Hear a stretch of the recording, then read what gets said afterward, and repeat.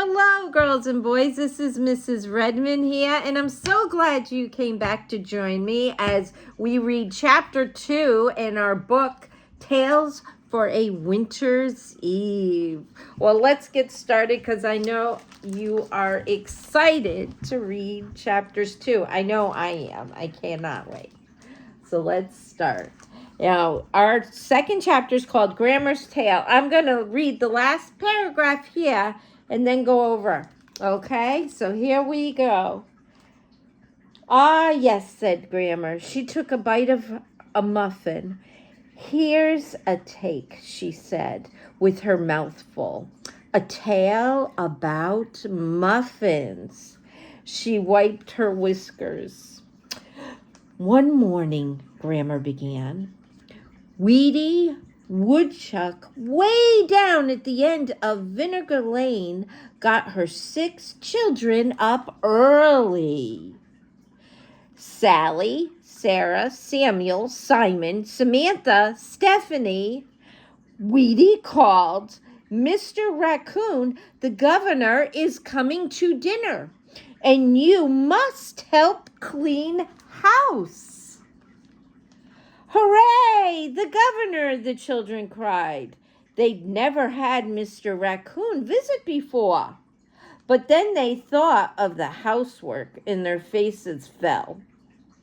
So Weedy promised that if they got their chores done, she'd bake a triple batch of her famous lighter-than-air muffins for dinner, and they could each have as many as they wanted. Wow, that sounds really good, doesn't it? Oh, boy. That's fair, the children agreed, and they set to work. They scrubbed and swept and dusted all day and dreamed about their reward. When the governor arrived, everyone sat down at the dinner table. Weedy passed the muffin basket around, and Sally, Sarah, Samuel, Simon, Samantha, and Stephanie each took one. But Mr. Raccoon took 5. Oh my! And began to gobble them down. The woodchuck children stared. Then Sally spoke up. This cornbread is mighty good, she said. Won't you have some? No, thank you, Mr. Raccoon replied. These muffins will do me just fine. And he took 5 more. Well, Weedy's children tried to eat faster, but they were no match for Mr. Raccoon. Each time they had one muffin, he had 4 or 5. The children got more and more perturbed. That means upset. Watching him, and when Mr. Raccoon helped himself to the last 3 muffins, little Stephanie began to cry. Oh no, oh no. A bawling woodchuck comes to no good, said the governor with a burp, and he started to push back his chair. Weedy was the first to see his danger. Keep your knees under the table, she hollered. Those muffins are lighter than air. Oh boy, look at that.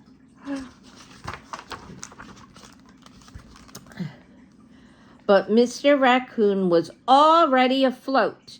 He bobbed out of his chair, lost hold of the tablecloth, and went surging willy-nilly up toward the rafters. Samuel opened the door just then to get some wood, and the rush of hot air pulled the governor right outside. He started skyward and would have kept straight on to the moon. I suppose except that his suspenders got caught on a branch of that pear tree in Wheaty's front yard. Leave him till it wears off, said the children. He's floating. Look at that. He's floating right on the tree because the muffins are so light. He's made them float right on out. But Wheaty was afraid Mr. Raccoon would freeze to death out in the cold. Then it started to snow, a heavy, sticky snow, and that added just enough weight to bring him down to where Wheaty could get a rope around his leg. She had to do it by herself, too. The children wouldn't help a bit. She wrestled Mr. Raccoon into the spare room and tied him up to the bedpost so there wouldn't be another mishap. Oh, my goodness. I guess that's what happens when you eat so many muffins, huh? In the middle of the night, the woodchuck family woke up to a big, loud thud.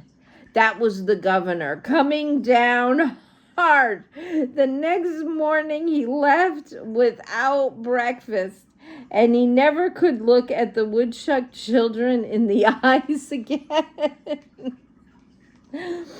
That evening, Wheaty baked another triple batch of muffins, so Sally, Sarah, Samuel, Simon, Samantha, and Stephanie finally did get their reward. Now that was a silly story. Oh my goodness. Grandma leaned over to kiss Freddie. And that's my tale about muffins.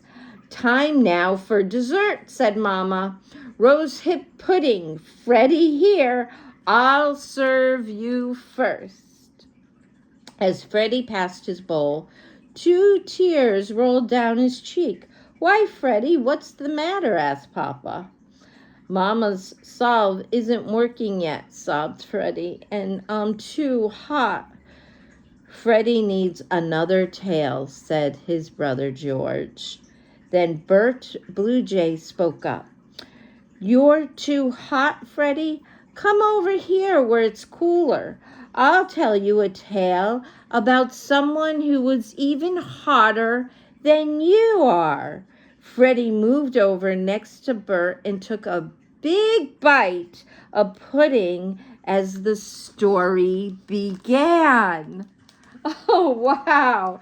And that ends chapter 2. So come back tomorrow for chapter 3, and we will read Bert Blue Jay's tale. Oh, boy. Thank you so much for coming back tonight. And I will see you tomorrow night as we finish Tales for a Winter's Eve. Well, read the 3rd chapter of Tales for a Winter's Eve. Bye-bye for now.